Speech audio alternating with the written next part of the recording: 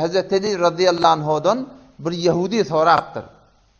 Ya Ali ibn Abi Talib, siz öz Rabbini da, öz Hudaýyňy da, öz ma'budyňy da, öz hakymy, fermanrava Allah'a siz güne näse zat ibadet etýärsiňiz diýdi. Hazreti Ali radıyallahu anh jogap berdi diýe ki, "Hawa biz 24 saat ibadetde." O geň aly diýe Yahudi, "Näparim 24 saat ibadet etmek?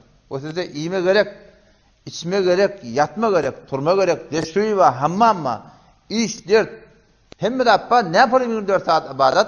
Onda aýtdy diýe ki, 24 saatyň içinde biz her bir işi etsek, Allah'ın hukmuna, Peygamber Aleyhisselam sünnetine mutabık, şo bize ibadet bolýaşy diýdi. Fakat Kur'an eýlemi, "Kul ya eyyuhel kafirun." Aýt, ey kafirler, la a'budu ma ta'budun. Yani men sizin etýän ýaşaýyşyňyza görä, etýän zindigiňize görä, tutunan maksadyňyza görä, alyp barýan sürgüniňize görä men ýaşamaýan edýärsi. İbadetin bir giň manasy bar. Hemme zat şoňa şamyl. Dinin gurrun oturup eşitmeklik bol hem ibadet.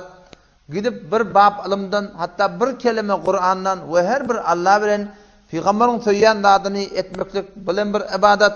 Musulman doganyň ýüzüne bakyp ýyljaryp gülmeklik, ene taňa sylaw hormat etmeklik. O şoňa mende her bir zady ki Allah bilen Peygamber şonu söýýär, şonu Allah'ın razy etmeklik ibadet niyet bilen edilse, şoň hemmeti näme bolýar? Şoň edilýän şeň ibadet bolýar.